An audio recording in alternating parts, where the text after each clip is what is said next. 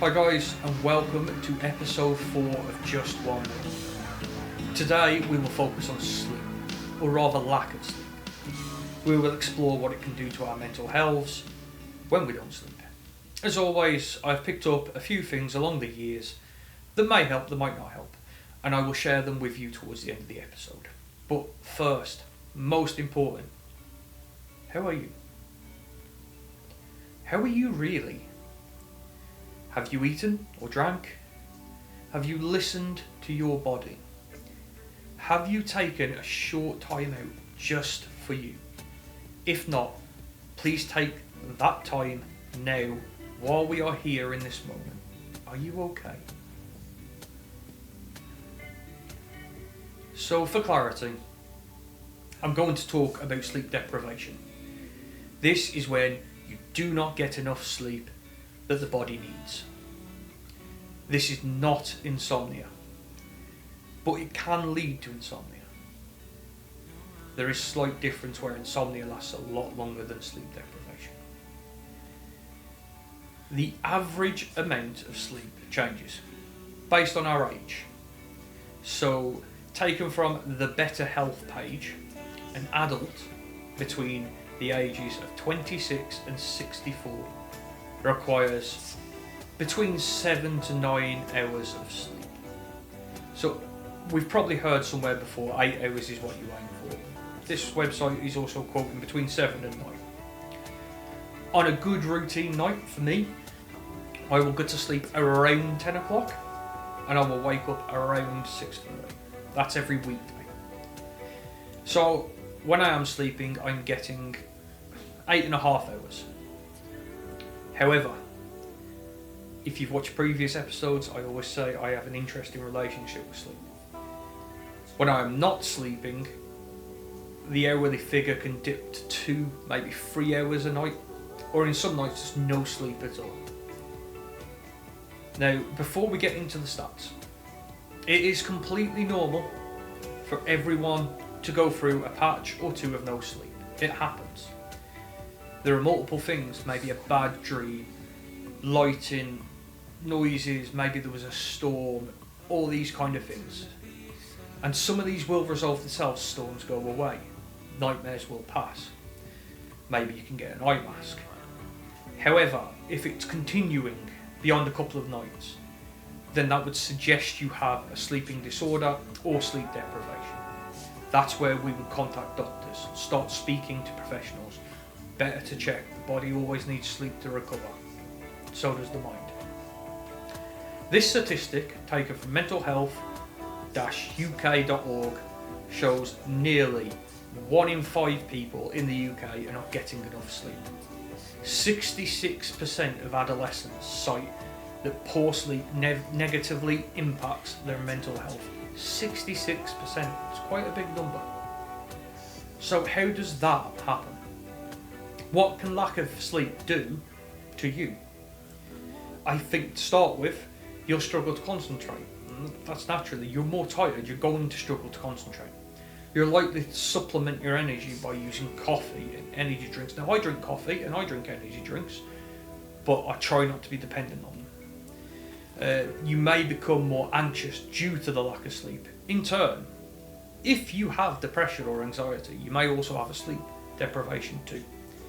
Lack of sleep can affect your emotional regulation.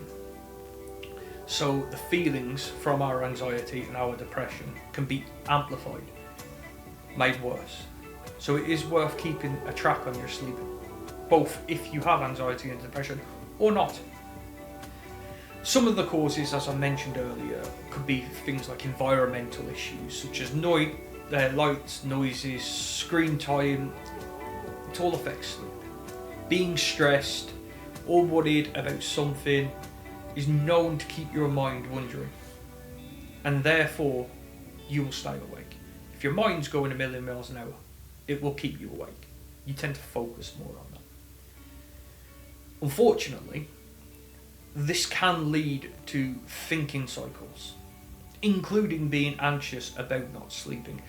I can speak from experience. I've had that where I've ended up being anxious because I can't get to sleep, and I end up in a vicious circle of oh no, I can't sleep. Lifestyles can have an effect, such as no routine, exercising too late, eating too late.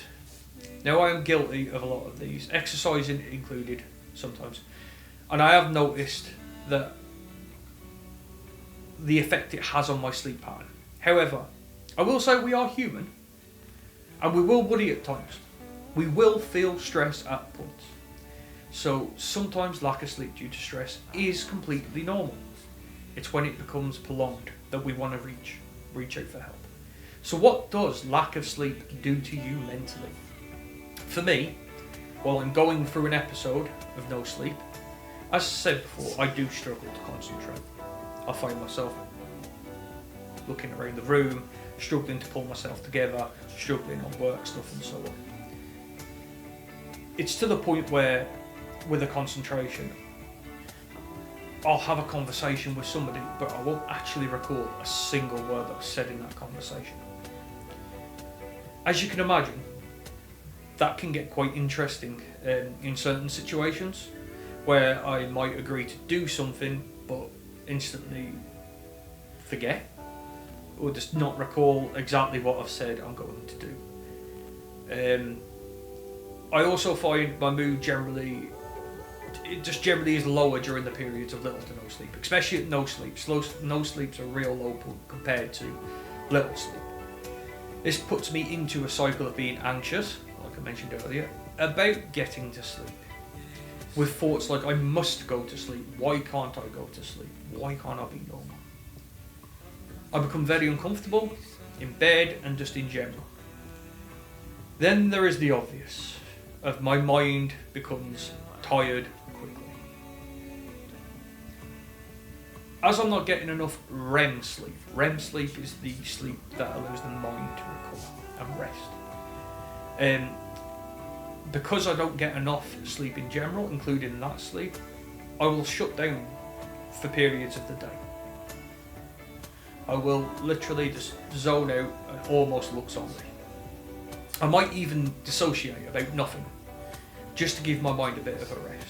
So when we talk about that dissociation, when my mind just checks out and it won't think of nothing and it just comes back. Now, that's not really practical in our daily lives. It could get to points where I'm feeling like I am at a halfway point between sleep and awake. I'm not 100% sure which one it is. The burning question, I think, for everybody at this point is, what can we do to help when we can't sleep? I have heard and read a lot of information over the years on what we can do. I've attended seminars too. I think some helps and others don't. However, that's just me. It is unique to yourself. What do you find is going to work? As I said in episode 1, all of these things are not a one size fit all. Might work for you and not for me. I'm going to list a few things, just what I do. And there is, of course, more information out there. You know, we have Google, we have phones, we have ways to find more information.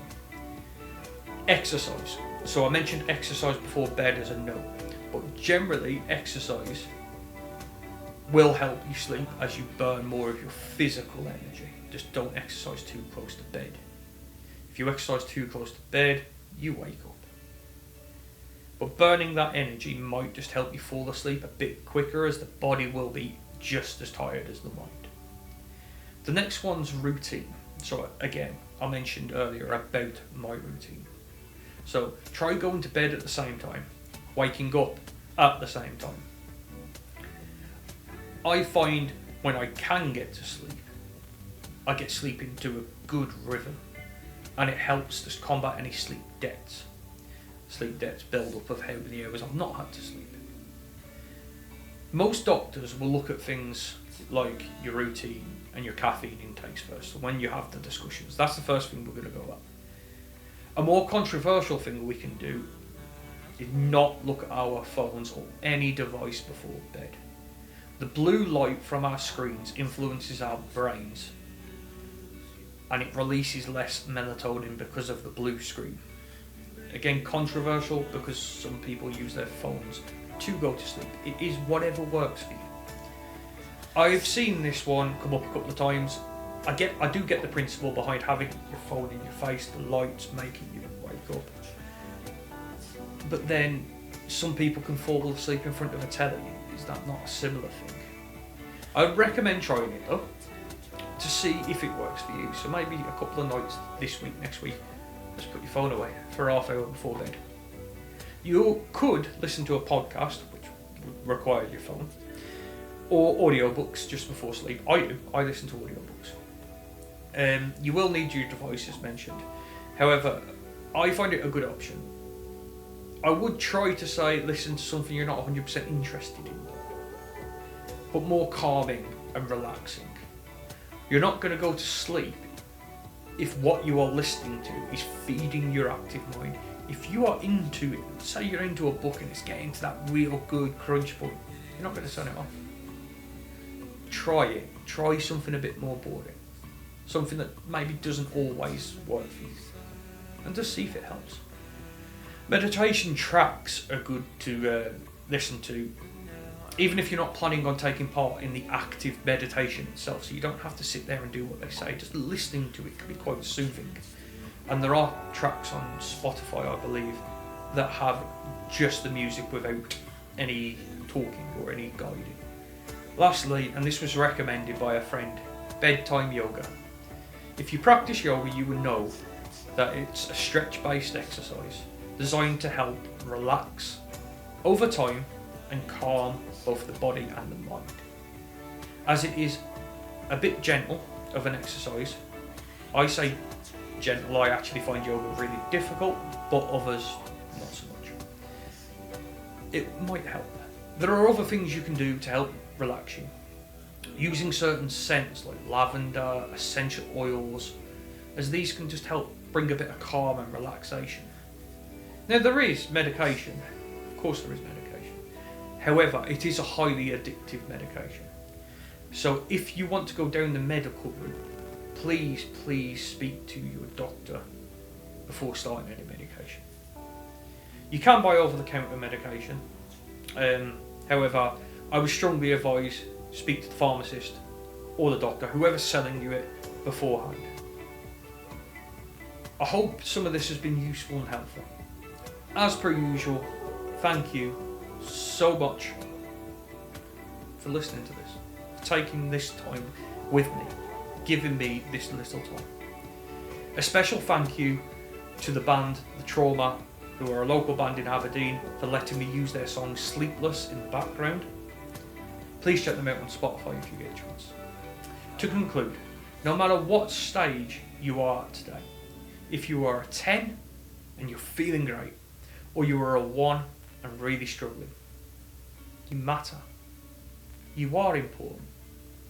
You are loved. Join us.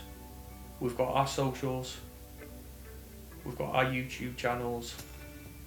Look up any help you can look up if you need to look it up. Get any help from doctors if you need to. Speak to people. As I do in every episode, speaking about these things, whether it's depression, anxiety, or maybe it's sleep deprivation or the inner critics. The only way these get better is if you start speaking about them with people, including doctors and trained medical professionals. So please don't bottle this stuff up and speak about it. Until the next time, I want you all to take care. You all matter to me. Thank you so much.